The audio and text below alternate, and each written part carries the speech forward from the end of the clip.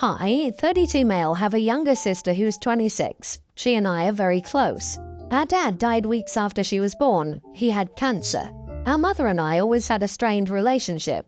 Dad leveled her out a bit, but once he was gone, she unleashed her uptight, controlling self onto me. She did not believe in children having any downtime. She thought boys should be athletic and do as many physical activities as possible. As a kid, she had me in basketball, football, hockey, karate, and boxing. I had no say in my activities, and my mother expected me to excel at all of them. I was never a kid into sports or athletics in general, so I hated it and I was never very good. It was a point of contention for years. She told me I needed to try harder and that it was important to be masculine and strong. I argued I was doing too much and hated it all. She told me she was my mother and got to say. She had my sister in dance and art classes as a kid. She had as many extracurriculars as me, but the girl-appropriate activities. When I was 16, my mother remarried. Her husband had kids from his first marriage, a toddler and a preschooler at the time. By that point, my mother and I were just holding on until I was 18 and could be out of her hair. That didn't stop her and her husband from trying to pawn his kids off on me under the guise of spending the same time with them as I did with my sister. I wasn't interested. I knew I'd be estranged from my mother once I moved out, so I made no effort. I moved out and kept in touch with my sister. When she graduated high school, she lived with me for a while and again when she finished college. My wife was always cool with this, and they're very close. Last year, I walked my sister down the aisle at her wedding. I believe this might have been the turning point with my stepsister. My mother and her family were not invited, but they gate-crashed the ceremony and were thrown out. But not before her stepkids saw that I was walking my sister down the aisle. A few months ago, my stepsister contacted me via Facebook and asked if she could stay with me for the summer before college. I said no. She asked if we could talk more, and I said no. She then found my wife and asked her, and the answer was the same. I saw her at the mall near my house a few weeks ago. She approached me and asked me to speak. I told her I had no time and wasn't interested.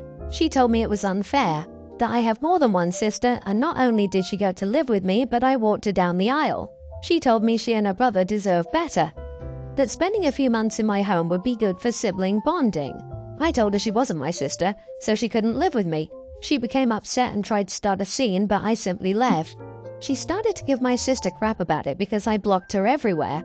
Apparently, she thinks I'm an idiot for denying her as my sister. Am I the idiot? Not the idiot. It sounds like your egg donor and her second husband opened the party line of older brother and sister and kept it going, even though you were never home after turning 18. I feel for your stepsister, but she isn't your responsibility in any way, shape, or form. Nothing wrong with the stepsister asking, but she does need to take no for an answer. I feel like the stepsister is desperate to stay with OP, so there's a chance OP's mother went full overbearing monster on them as well once OP and his sister were gone.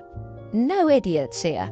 Your step-siblings are growing up with the same mother you had to, so they might be experiencing some of the same problems and reaching out because they need help in getting away. You're not obliged to, but finding out why they also want to move away could be telling.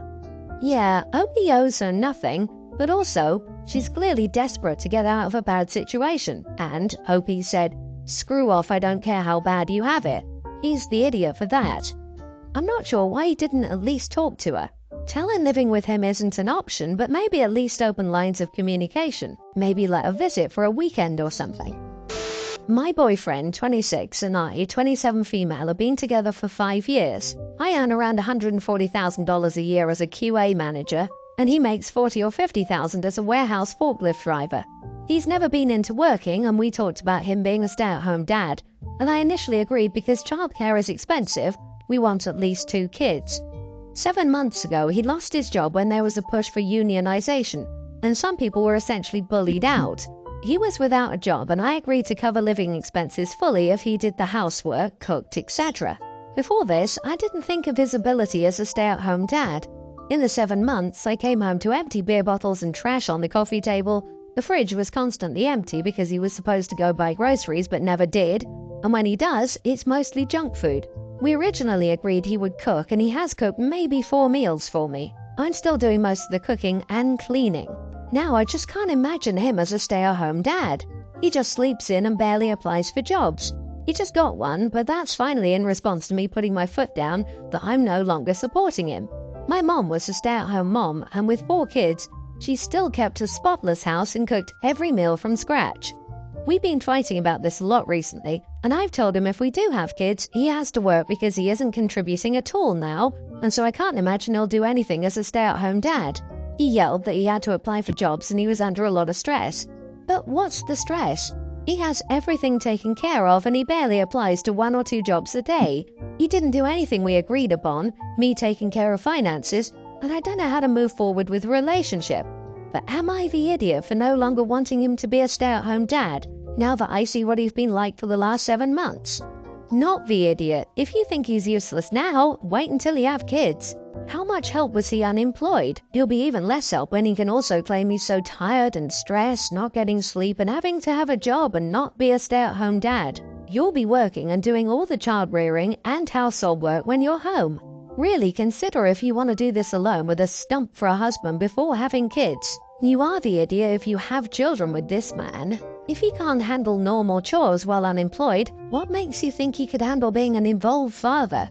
He contributes nothing tangible to your relationship. Children are a lifetime commitment that he's incapable of making. Frankly, you should boot him. But I am wondering if losing his job didn't affect him more than he's letting on.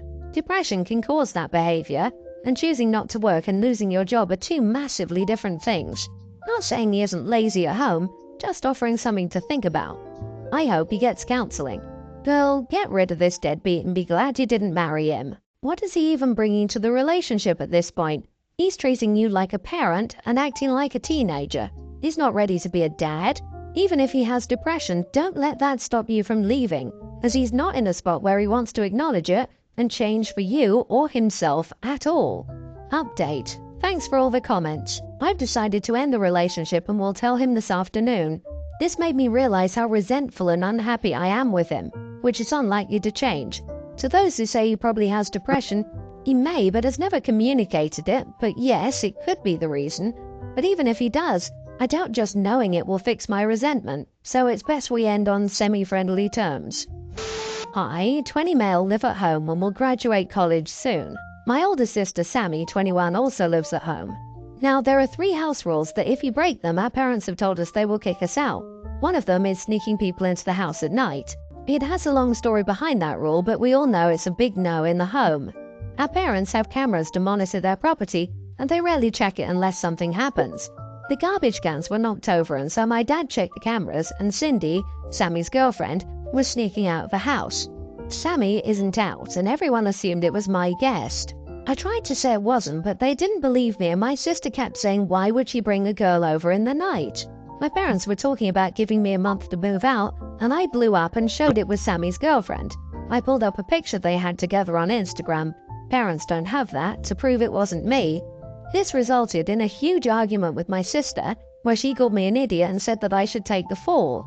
My parents told her they would talk later, so I'm doubting myself on this. Am I the idiot for outing my sister instead of taking the fall? I may be the idiot since it's something you shouldn't do, even though it was her fault for being caught. You are the idiot for telling your parents it's your sister's girlfriend. If she wasn't out to your parents, you had no right to tell them.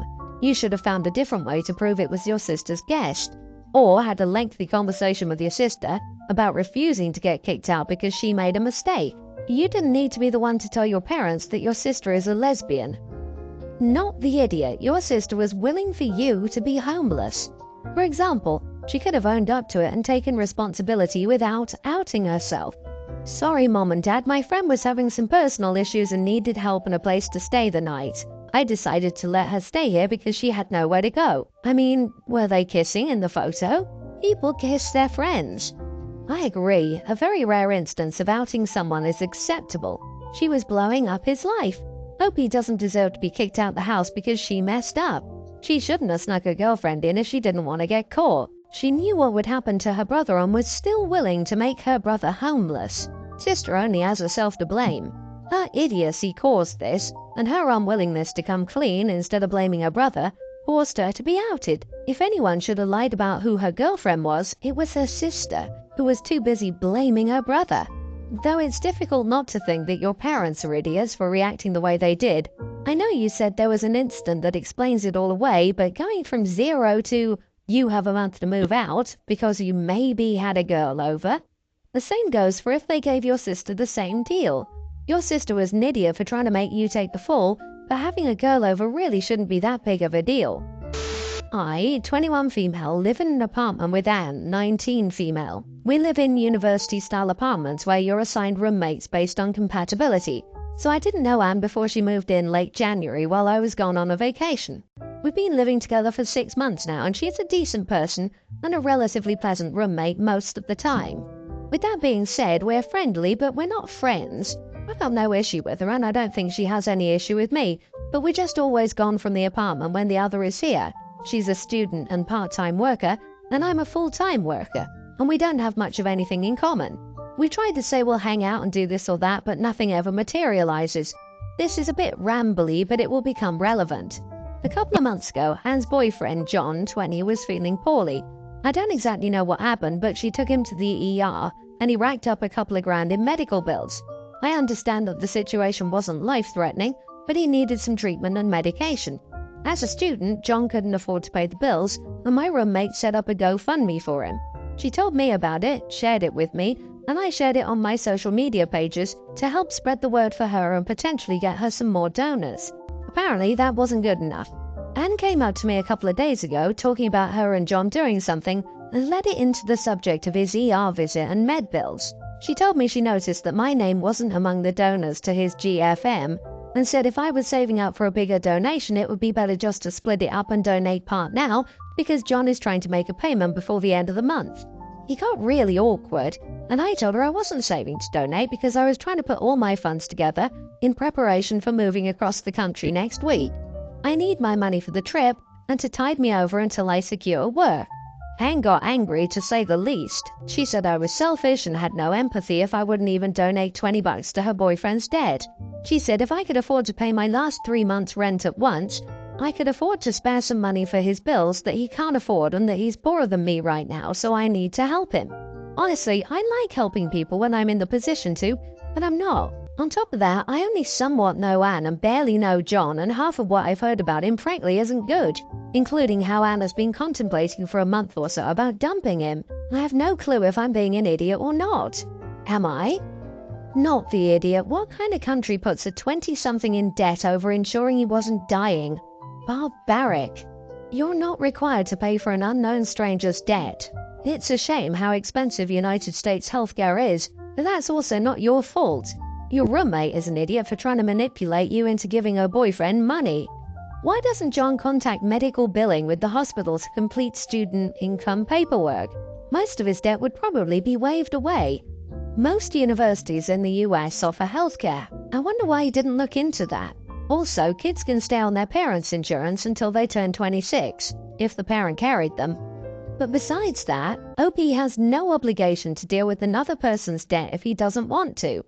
Spoiler alert, the money isn't for medical bills. I worked in medical billing and he could get financial assistance from the hospital. And as far as GFM, they don't even pay out for 2 or 3 weeks after the closing date of it. It sounds like a very good thing she'll be moving across the country soon.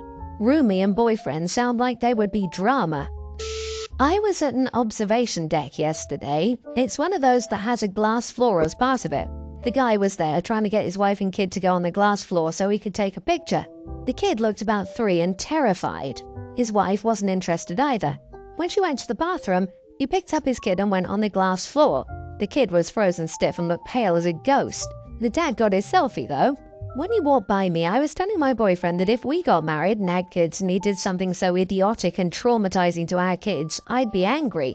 The guy overheard me and said I should mind my own business.